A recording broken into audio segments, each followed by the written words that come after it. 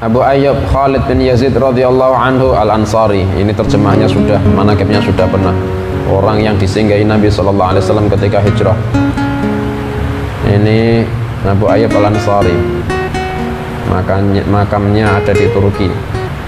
Saya mendengar Rasulullah sallallahu alaihi wasallam bersabda, andaikan kalian wahai manusia tidak ada yang berbuat dosa, pasti Allah akan menciptakan makhluk baru yang akan berbuat dosa.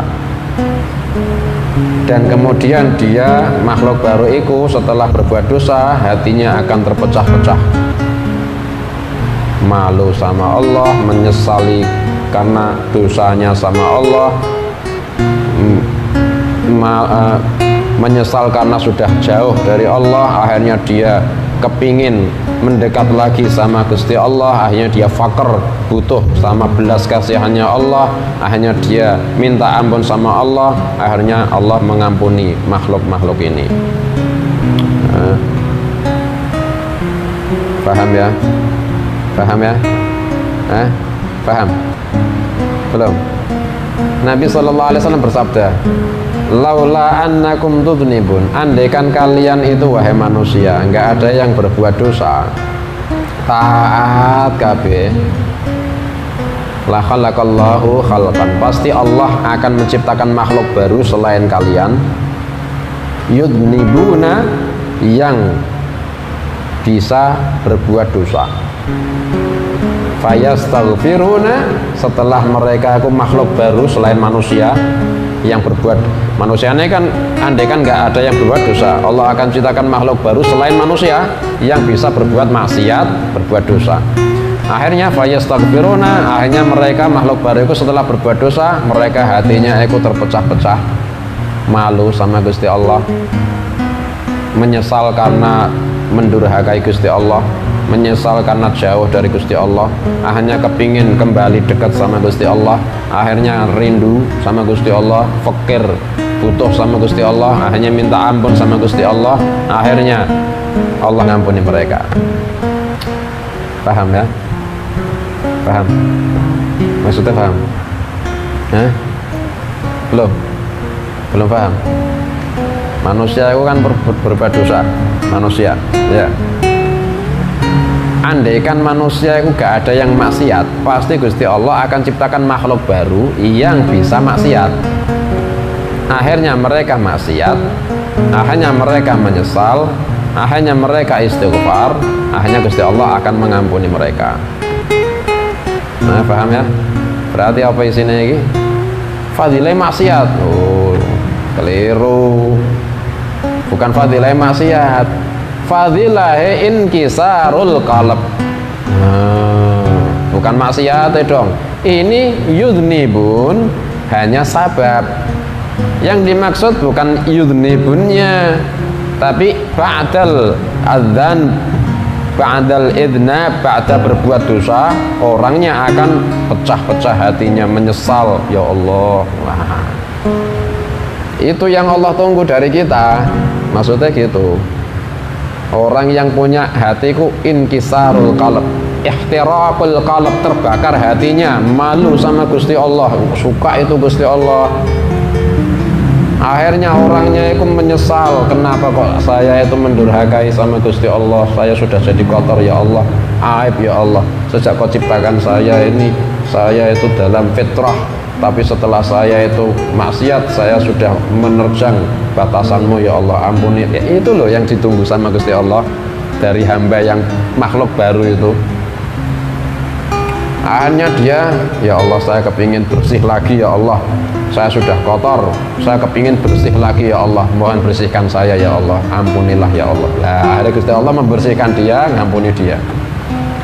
Bukan maksiat yang dibahas Nabi, tapi pada maksiat itu loh, ihtiraqul qalb, inkisarul qalb, istighfar juga, minta ampun, tobat.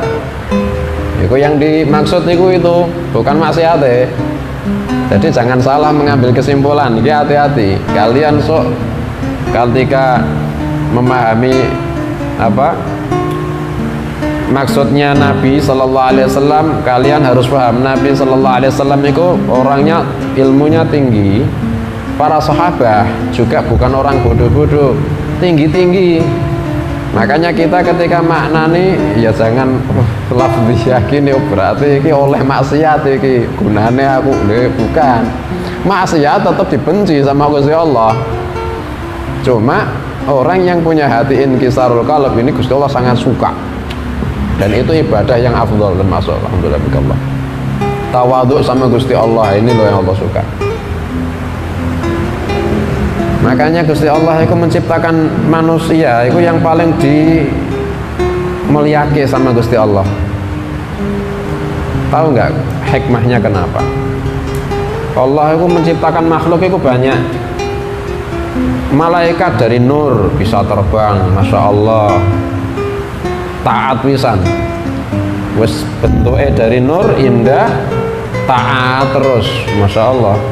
Allah juga menciptakan makhluk dari api, jin, setan, api, nyala-nyala, bisa terbang, hebat, kuat. Tapi yang dimuliakan Gusti Allah bukan malaikat, bukan jin. Walaqad karramna bani Adam. Allah muliakan anak turunnya Adam. Kenapa? Karena Allah itu punya sifat senang mengasihani yang lemah-lemah, senang mengasihani yang tidak ada kekuatan. Allah itu sangat sayang. Akhirnya Allah, hikmah yang bisa kita gali ini ya, bukan kenapa alasannya kita nggak boleh ikut-ikut. Allah sudah menciptakan, ya sudah, itu minallah semua. Cuma hikmah yang bisa kita tangkap itu apa? Allah itu menciptakan makhluk baru yang dari bahannya itu dari sesuatu yang di bawah kaki kita, tanah dah, sangat rendahan. Buat jasad, akhirnya jadilah Nabi Adam sak anak turune. Akhirnya mereka itu dilihat sama Gusti Allah, ya Allah, makhluk sing tak gawe dari tanah. Akhirnya Gusti Allah melihat itu sambil apa kira-kira? Mesake di makhluk siji dari tanah. Iku Allah lihat itu sambil kasihan, rahmah, kasih sayang. Wes, tapi gak usah khawatir, kalian tak kasih kemuliaan meskipun gak seperti kita sama orang fakir yang paling fakir tapi kita paling kasihan.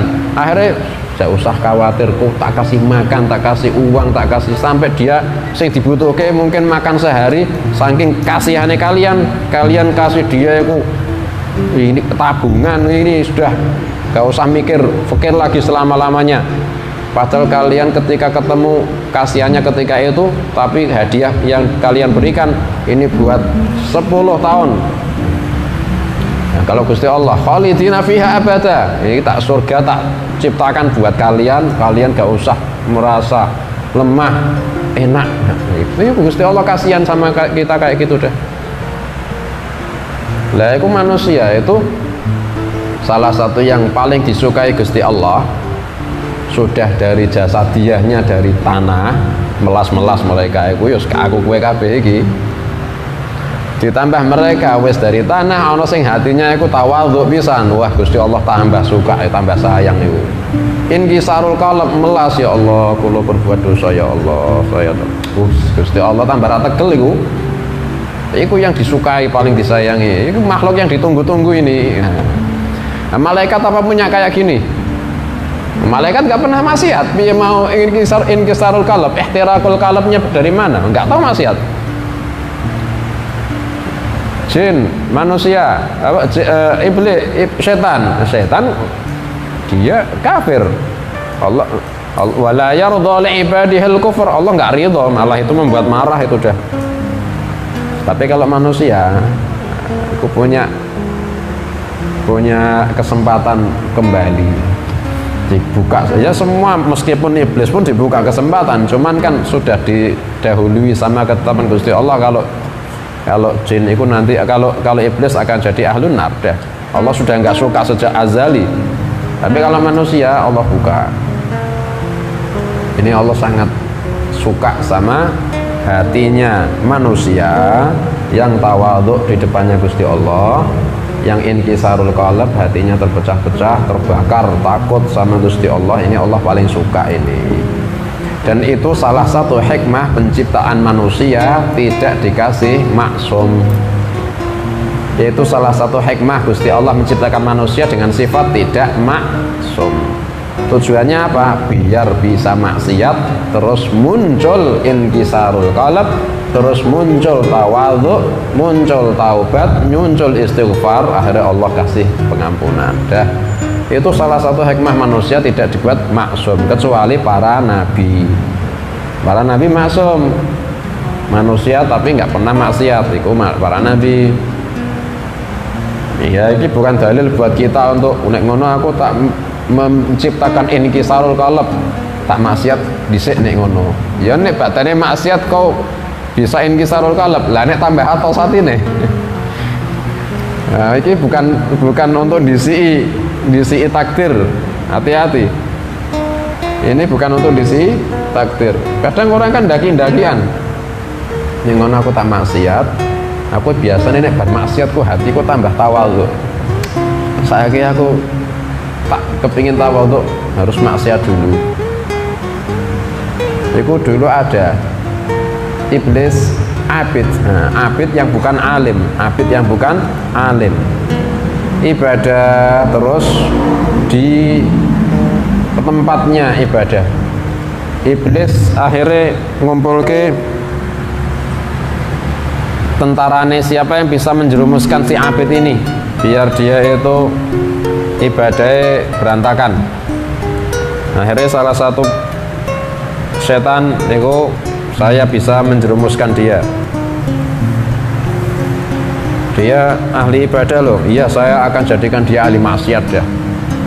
Akhirnya ini si abid nggak alim, ibadah terus. Akhirnya dia itu keluar dari tempat ibadahnya, si abid itu keluar jalan di tepi hutan, ketemu setan yang nyamar manusia. Manusia itu nyamar sedang ibadah sama Gusti Allah, sampai sujud nangis sampai luar biasa. Dilewati sama si abid ini. Ya, ada manusia sujud sambil nangis sama Gusti Allah ini. Ini ibadahnya hebat ini. Padahal setan yang nyamar. Akhirnya si abid ini tanya sama si setan yang nyamar manusia, kau siapa? Saya fulan. Kau kenapa? Saya sedang ibadah dengan Tuhanku. Kok sampai nangis? Loh, itulah ibadah saya, bisa sampai kayak gitu. Saya itu kepingin seperti kau, ibadah saya belum pernah yang sampai kayak gitu itu. Ibadah saya itu sudah mulai zaman dulu sampai sekarang ya cuma gini-gini tok. Ruko, sujud, terus istiqomah saya. Tapi yang sampai kayak kau belum pernah itu, nangis sampai gitu. Iya, saya tiap ibadah ya gini, jadi kayak gimana caranya? Kau kepingin bisa? Kepingin. Saya itu nggak bisa nangis yang sampai khusyuknya kayak gini itu kecuali setelah saya maksiat. Jadi ini maksiat apa yang kau lakukan? Nah, kalau kau kepingin bisa kayak saya, kau pernah maksiat enggak? Enggak pernah, makanya kau enggak bisa kayak saya. Ya, ke alim, abid ke alim. Kalau kau pengen kayak saya, maksiat dulu dong. Saya enggak tahu, enggak punya pengalaman maksiat. Maksiatnya apa? Ini khamr. Dah khamr. So, al-khamru ummul khabithat. Khamr itu induknya semua kejahatan dah. Dia minum khamr, ono perempuan di zina, setelahnya bukannya dia ikut tobat malah dihias-hiasi sama setan, akhirnya tambah maksiat sampai akhirnya meninggal dalam keadaan su'ul khatimah. Naudzubillah min dzalik. Eko orang kayak gitu disii kerso ben iso khusyuk tak maksiat sih, nah disii kerso. Naudzubillah min dzalik.